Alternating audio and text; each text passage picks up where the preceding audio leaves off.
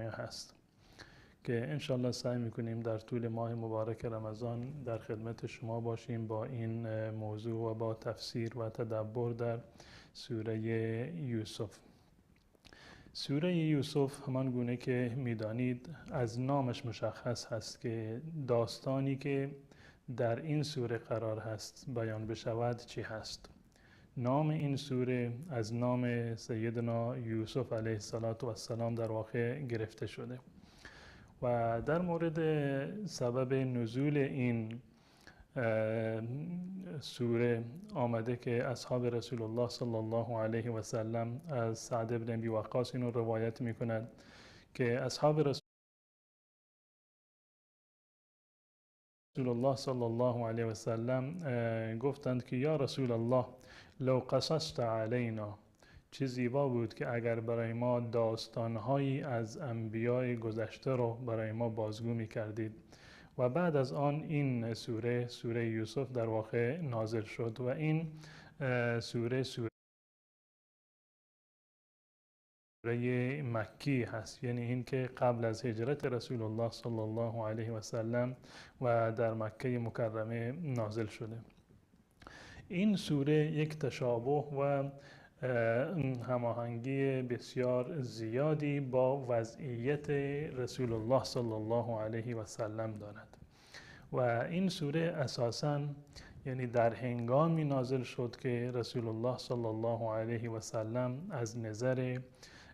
روحی بسیار اندوهگین بودند، مشکلاتی برای ایشان پیش آمده بود و بعد از عام الحزن این سوره نازل شد،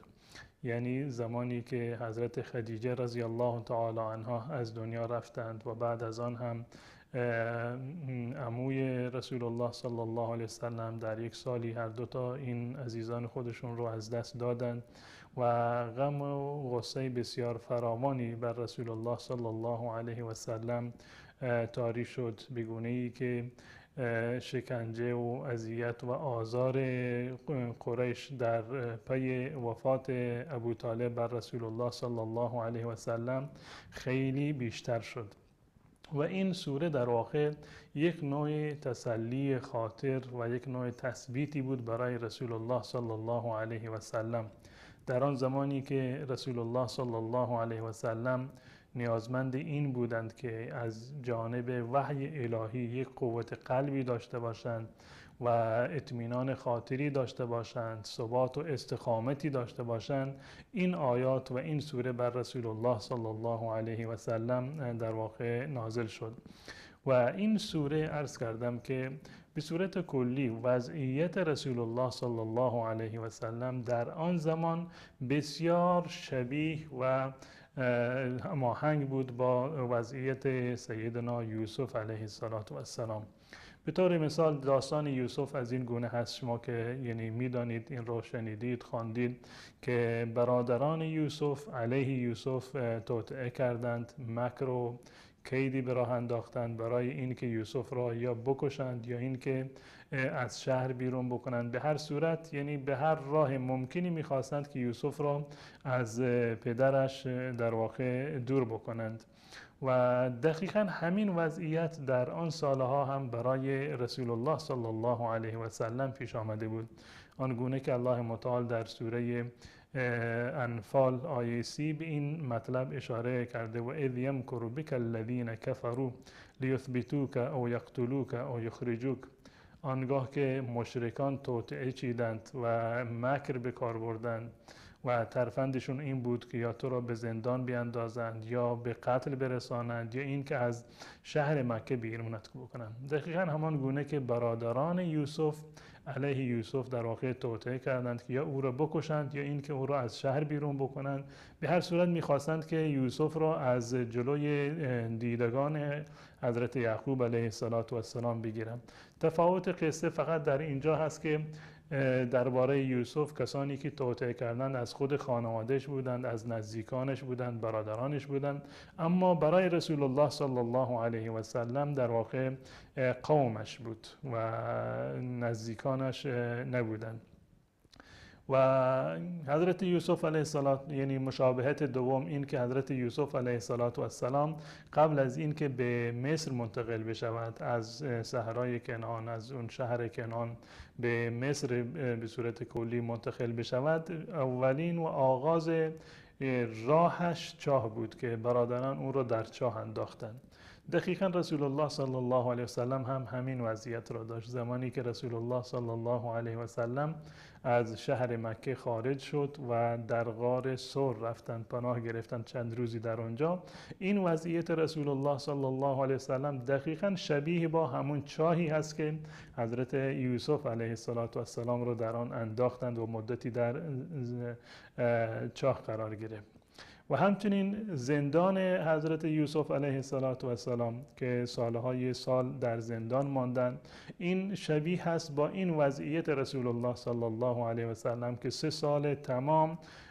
رسول الله صلی الله علیه وسلم در حبس بود. در واقع در شعب ابی طالب رسول الله صلی الله علیه وسلم با خانواده و نزدیکانش، با بنی هاشم در اونجا حبس بود که در این 3 سال نه به اونها غذایی داده میشد، نه معامله‌ای میشد، نه ازدواجی با اونها صورت میگرفت. به صورت کلی تحریم شده بودند، دقیقاً مانند همان سالهایی که حضرت یوسف علیه السلام در واقع در زندان بود. و بعد از آن نهایت این جریان و داستان باز هم با هم دیگر شباهت دارد. در نهایت قصه یوسف علیه السلام از زندان آزاد شد و عزیز مصر شد. الله متعال به او قدرت داد، مکانت و جایگاه داد و در شهر مصر در واقع حرف اول را ایشون میزدند. به همین گونه رسول الله صلی الله علیه وسلم هم در آخر ایشون عزیز مدینه شد، یعنی جایگاه و تمکینی رو که الله متعال به ایشون در مدینه عنایت فرمود، این دقیقاً به مشابه با همون جایگاهی است که حضرت یوسف علیه السلام در مصر حاصل کرد. و نقطه دیگری که شباهت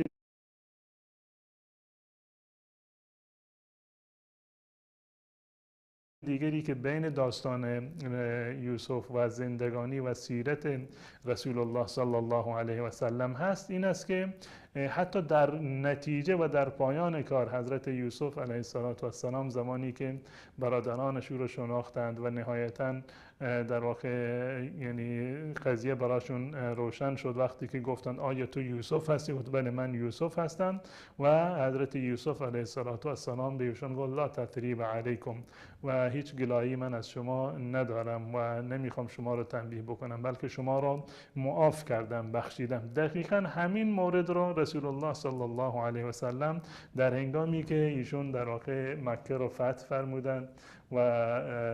بازگشتند به مکه، ایشون به مشرکان قریش همین حرف را زدن در واقع که اذهبوا فانتم الطلقاء، شما آزادید، من نمیخوام شما را به خاطر این دشمنی دیرینه‌ای که داشتن، به خاطر اذیت و آزاری که به رسول الله صلی الله علیه و سلم رساندن، رسول الله صلی الله علیه و سلم مشرکان مکه را هم در واقع معاف کردند.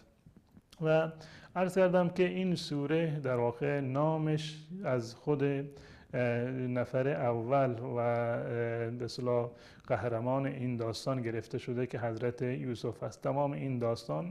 محورش حضرت یوسف علیه السلام است. و در مورد یوسف علیه السلام از رسول الله صلی الله علیه و سلم سوال شد که من اکرم الناس، کریم ترین انسان، برگزیده ترین انسان چه کسی هست؟ و رسول الله صلی الله علیه و سلم فرمودند که اتقاهم، هر کسی که پرهیزگارتر باشد نزد الله متعال محبوبتر هست، کریمتر هست، بزرگوارتر هست. این اکرمکم عند الله اتقاکم. صحابه عرض کردند که یا رسول الله نه، منظور ما این نیست، منظور ما این است که از میان انسانها کدام انسان بزرگوارتر هست، شریفتر هست؟ رسول الله صلی الله علیه و سلم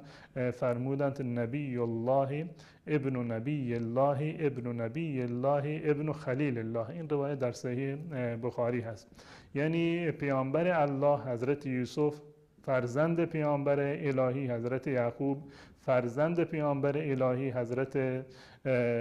در واقع اسحاق، و فرزند خلیل الله حضرت ابراهیم، یعنی در 4 نسل پشت سر هم ایشون در واقع پیامبر بودند. یوسف خودش پیامبر بود، پدرش هم پیامبر بود، جد اولش هم پیامبر بود، جد بعدیش که حضرت ابراهیم علیه السلام هست ایشون هم در واقع پیامبر بودند. و عرض کردم که اساس داستانهای قرآن کریم به صورت کلی و یکی از حکمتهای این که در قرآن کریم آیات و خود نزول قرآن کریم به صورت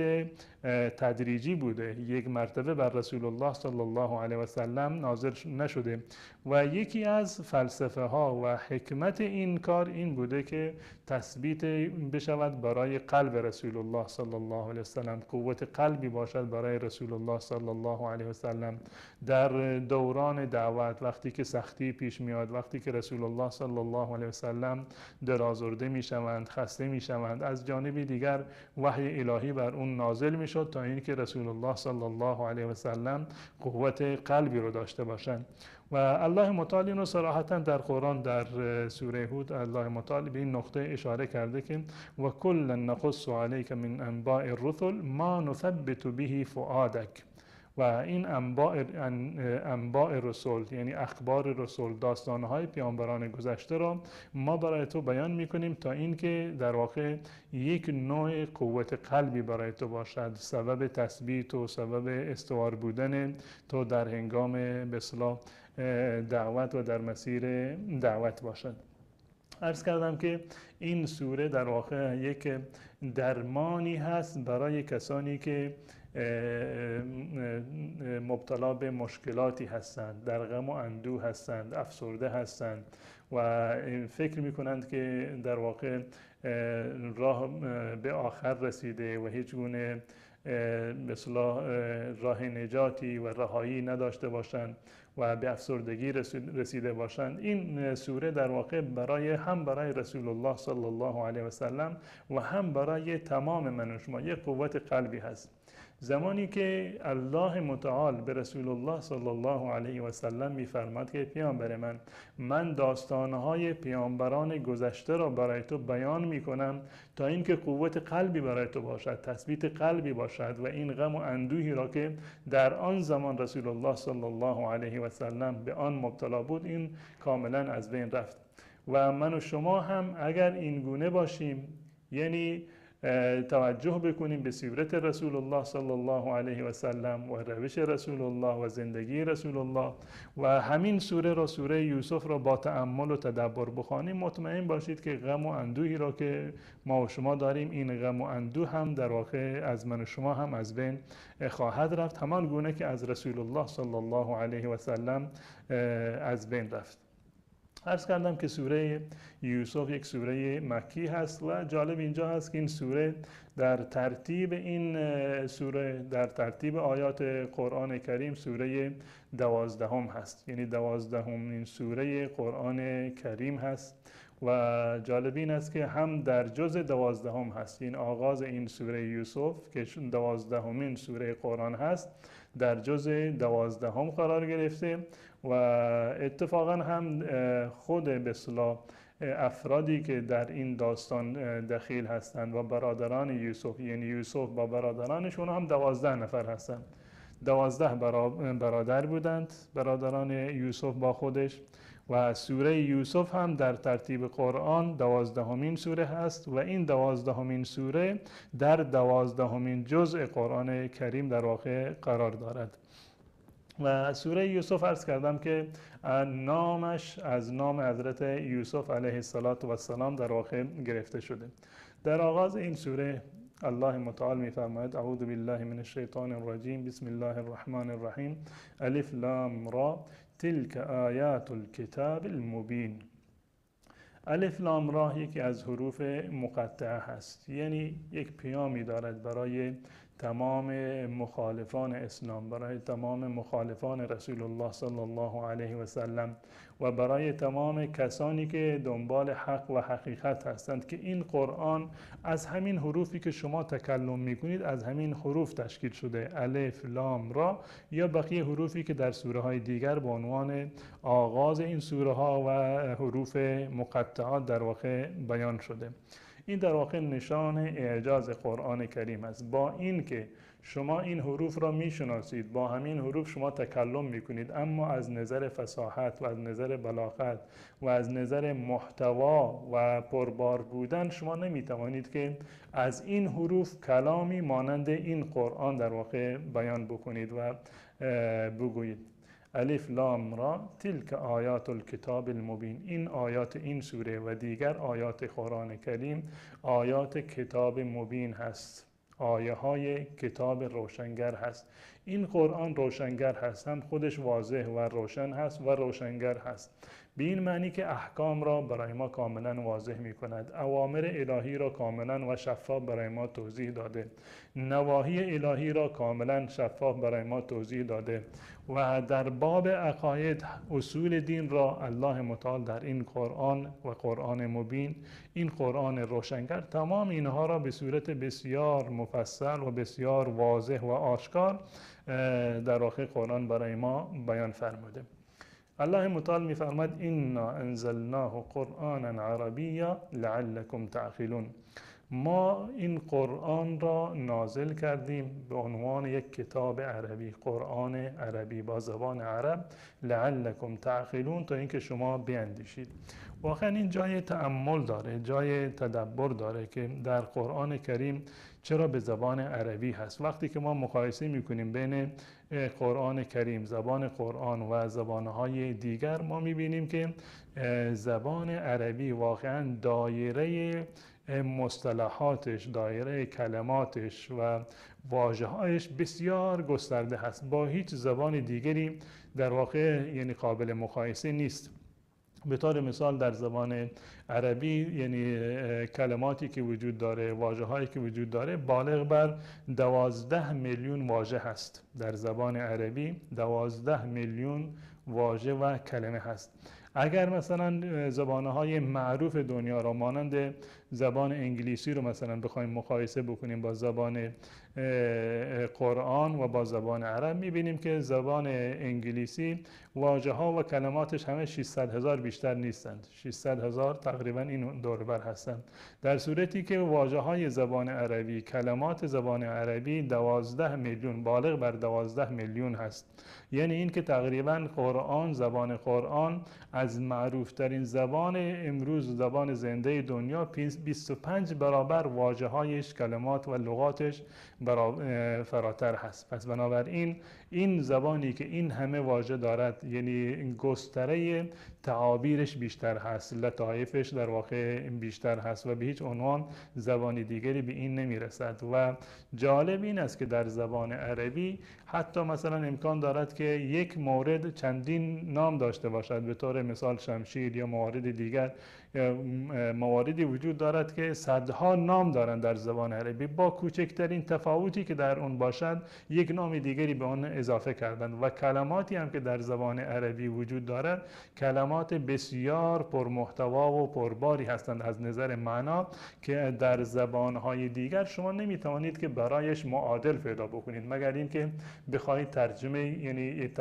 با جمله ترجمه بکنید، نه با کلمه. بسیاری از کلمات قرآن به گونه‌ای هستند که معادلی در زبان فارسی یا در زبان انگلیسی در واقع نمی شود برایش پیدا کرد و مترجمین قرآن همیشه مجبور بودند و چاری جز این نبوده که بخواند این رو به صورت در واقع با جمله و با توضیح اینو ترجمه بکنند، وگرنه با یک کلمه قابل ترجمه در واقع نیست. الله متعال در آیه 3 این سوره می‌فرماید نحن نقص عليك احسن القصص بما اوحینا الیک هذا القرآن و ان كنت من قبله لمن الغافلین. الله متعال می‌فرماید که ما با وحی کردن این قرآن به تو بهترین داستانها را برایت بیان میکنیم. نحن نقص علیک، ما تعریف میکنیم، حکایت میکنیم برای تو، احسن القصص، زیباترین و بهترین داستانها را، بما اوحینا الیک هذا القرآن، به سبب این قرآنی که ما بر تو نازل کردیم و وحی کردیم. داستانهای قرآن کریم آنگونه که الله متعال فرموده احسن القصص هستند. تمام داستانهای قرآن کریم همشون احسن القصص هستند، زیرا که همهشون در واقع بیان الله متعال هست، همهشون بر اساس واقعیت هست، هیچ کدام از اینها رؤیا نیست و تخیل بشری نیست، بلکه همه اونها از جانب الله متعال در واقع بیان شده. چون که وحی الهی هستند، پس بنابراین همهشون احسن القصص هستند. داستان حضرت موسی علیه السلام، حضرت عیسی، حضرت شعیب و سلیمان و هود و صالح و لوط و تمام انبیایی که در قرآن کریم از آنها ذکری به میان آمده و داستانشون در واقع گفته شده و حکایت شده، اینها بهترین داستانها هست و احسن القصص هست. اما سوره یوسف در میان تمام این داستانها احسن الاحسن هست، یعنی بهترین ها هست. و بهترین بودن داستان حضرت یوسف علیه السلام را از چند جهت ما میتونیم که به اصطلاح دریابیم. اول این که در داستان یوسف نقطه ها و پند و اندرزه های بسیار زیادی وجود دارد، پیامه های بسیار زیادی رو دارد این سوره برای من و شما، که انشاءالله در طول روزهای آینده به این فواید و این نقطه ها انشاءالله اشاره خواهیم کرد.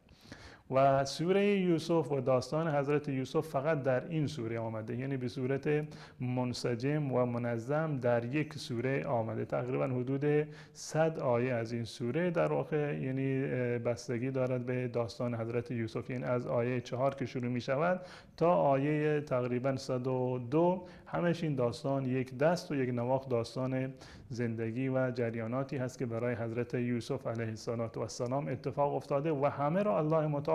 در یک جا جمع کرده، در صورتی که داستانهای پیامبران دیگر یعنی متنوع هست و تقسیم شده در سوره های مختلف، اما داستان یوسف و برادرانش فقط در یک سوره، اونم به صورت منظم و یک جا الله متعال آن را ذکر کرده. و نقطه دوم این که این داستان احسن القصص هست، چون که یک مدت زمانی بسیار طولانی رو در بر گرفته، یعنی داستانی رو که در این سوره بیان می شود حداقلش 40 سال رو در بر می گیرد. از زمانی که حضرت یوسف علیه السلام خواب دید تا زمانی که خوابش تعبیر شد و به پایان به اصطلاح این داستان میرسیم، این تقریبا یک مدت زمانی 40 ساله رو الله متعال در این آیات جمع کرده و برای ما بیان میکنه. حتی بسیاری و برخی از به اصطلاح مفسرین معتقد بر این هستند که این مدت زمان بیشتر از 40 سال بوده. حسن بصری مثلا معتقد است که این 80 سال به طول کشیده، یعنی از زمان خواب دیدن حضرت یوسف علیه السلام تا زمانی که خوابشون تعبیر شد. و در این به اصطلاح داستان و حکایت حضرت یوسف علیه السلام صحنه‌های بسیار زیبایی را در واقع به تصویر کشیده، از احساس و عاطفه گرفته تا بخشش و تا بخشش برادران که حضرت یوسف اونها را بخشید و وقتی که یوسف را شناختند یا وقتی که حضرت یوسف علیه السلام خویشتن‌داری کرد در زندان و غیر زندان، تمام صحنه‌ها و مواقف و موقعیت‌هایی که حضرت یوسف علیه السلام در اونها قرار گرفت یک موقعیت‌های بسیار در واقع منحصر به فردی هستند. و همین که این داستان احسن القصص هست به خاطر اینکه راست هست و تمام داستانهای قرآن هم این گونه هست، چون که وحی الهی هست و بر اساس واقعیت و حقیقت هست، پس بنابراین احسن القصص هستند. و این داستان احسن القصص هست چون که در واقع کامل هست و هیچ گونه نیازی به هیچ پیرایه‌ای و به نیازی به هیچ مورد دیگری ندارد. لازم نیست که کسی بیاد به داستان حضرت یوسف علیه السلام اسرائیلیات و افسانه ها را اضافه بکنه تا اینکه این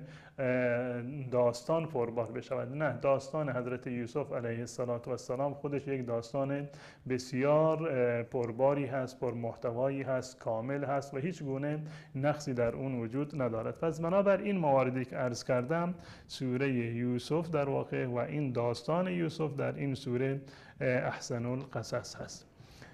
و الله متعال در ادامه می‌فرماید و این کنت من قبله لمن الغافلین،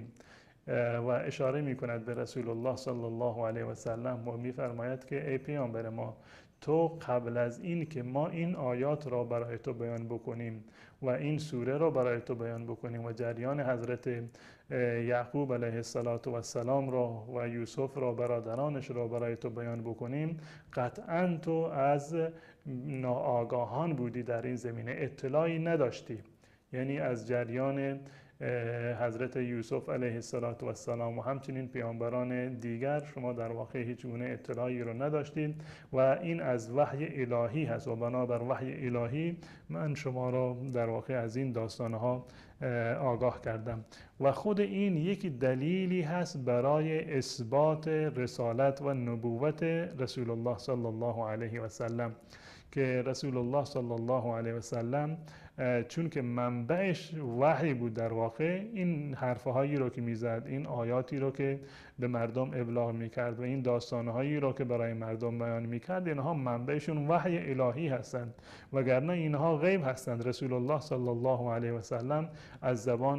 در زمان حضرت یوسف یا حضرت یعقوب علیه السلام یا زمانهای انبیای دیگر وجود نداشتند که بخواهند که داستان آنچه را که دیدند بازگو بکنند، یا این که رسول الله صلی الله علیه و سلم امی بود، یعنی پیش کسی درس نخوانده بود که این مطالب را از افراد دیگر یاد بگیرد. و اساساً رسول الله صلی الله علیه و سلم هم مانند بقیه انسانهای اون زمان هیچ کدام از این جریانات و از این داستانها و تفاصیل این اتفاقاتی که برای انبیای گذشته افتاده بود، هیچ کدام از این در واقع مردم آن زمان آگاه نبودند. پس بنابراین این یکی از نشانه های نبوت رسول الله صلی الله علیه و سلم هست. و یک نکته‌ای که در این آیه وجود دارد، در پایان این آیه هست که الله متعال می‌فرماید و این کنت من قبله لمن الغافلین. غافلین در اینجا به معنی ناآگاه هست، یعنی بیخبر بودن، اطلاع نداشتن. و خود غفلت چندین نوع داره، خود غافلین یا غفلت چندین نوع هست. برخی از انواع غفلت واقعا پسندیده هست، یعنی غفلتی ما داریم که پسندیده هست، یعنی غفلت از گناه، غفلت از معصیت. یک انسانی که پاک و صاف است اصلا در فکر گناه در واقع نیست. و این رو الله متعال برای حضرت عایشه رضی الله تعالی عنها در قرآن اینو بیان فرموده در سوره نور آیه 23 در جریان افک. الله متعال در مورد این جریان می‌فرماید ان الذين يرمون المحصنات الغافلات، آن کسانی که زنهای پاک دامن و غافلات را، غافلات یعنی بیخبر،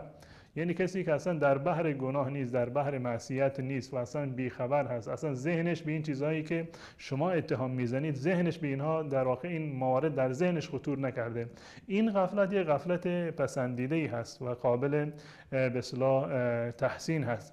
و غفلت دیگر داریم که غفلت به اصطلاح ناپسندی هست، مانند غفلت از روز قیامت یا غفلت از آیات الهی، نادیده گرفتن آیات الهی. این یک نوع غفلتی هست که در واقع ناپسند هست و الله متعال در آیاتی در قرآن کریم این نوع غفلت را مانند آیه آیه 7 در سوره یونس الله متعال می‌فرماید والذین هم عن آیاتنا غافلون، از آیات ما غافل هستند. این یک غفلت ناپسندی هست. اما این غفلتی که در اینجا هست که الله متعال به رسول الله صلی الله علیه و سلم می‌فرماید که قبل از بیان این داستان‌ها تو از غافلان بودی، این به معنی بیخبر بودن و به معنی بیخبر بودن هست، به معنی ناآگاه بودن هست، اطلاع نداشتن هست. این به معنی غفلت از یاد الله متعال نیست. این غفلت مذموم و ناپسندی در واقع نیست. و متاسفانه برخی از مترجمین قرآن هم به این نکته ها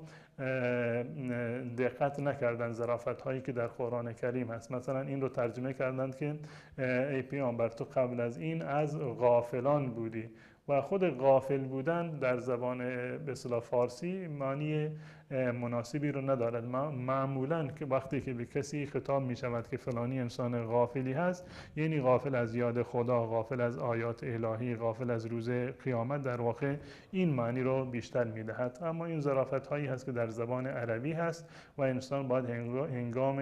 مطالعه کردن و تأمل و تدبر و تلاوت قرآن این گونه موارد رو حتما باید مد نظر داشته باشد. این 3 آیه هست از آیات سوره یوسف که در واقع یعنی آغاز این سوره هست، مقدمه‌ای هست برای داستان حضرت یوسف علیه السلام که خدمت شما عرض کردم. ادامه مطالب و اصل جریان حضرت یوسف و داستان ایشان را انشاءالله در شب‌های آینده و برنامه‌های آتی انشاءالله خدمت شما خواهم بود و با هم دیگر مرور خواهیم کرد. تمام شما عزیزان را به الله متعال می سپارم و السلام علیکم و رحمت الله و برکاته.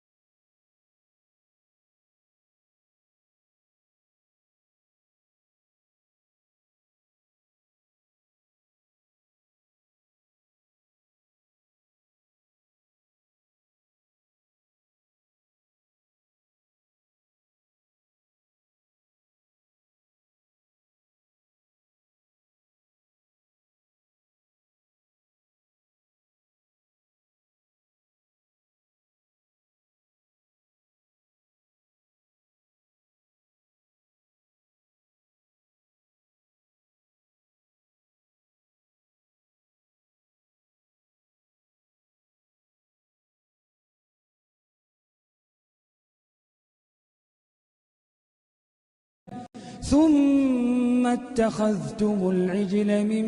بعده وأنتم ظالمون ثم عفونا عنكم من بعد ذلك لعلكم تشكرون وإذ آتينا موسى الكتاب والفرقان لعلكم تهتدون وإذ قال موسى لقومه يا قوم إنكم ظلمتم أنفسكم باتخاذكم العجل فتوبوا إلى بارئكم فاقتلوا أنفسكم ذلكم خير لكم عند بارئكم فتاب عليكم إنه هو التواب الرحيم وإذ قلتم يا موسى لن نؤمن لك حتى نرى الله جهرا فأخذتكم الصاعقة وأنتم تنظرون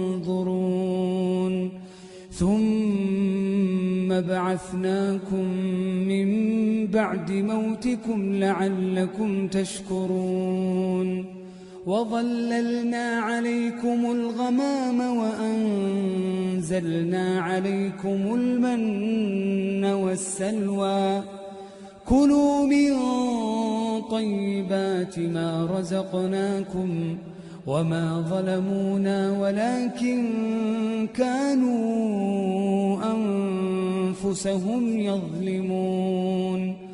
وإذ قلنا ادخلوا هذه القرية فكلوا منها حيث شئتم رغدا وادخلوا الباب سجدا وقولوا حطة نغفر لكم خطاياكم وسنزيد المحسنين فبدل الذين ظلموا قولا غير الذي قيل لهم فأنزلنا على الذين ظلموا رجزا من السماء بما كانوا يفسقون وإذ استسقى موسى لقومه فقلنا اضرب بعصاك الحجر فانفجرت منه 12 عينا قد علم كل أناس مشربهم كلوا واشربوا من رزق الله ولا تعثوا في الأرض مفسدين وإذ قلتم يا موسى لن نصبر على طعام واحد فادع لنا ربك يخرج لنا مما تنبت الأرض من بقلها وقثائها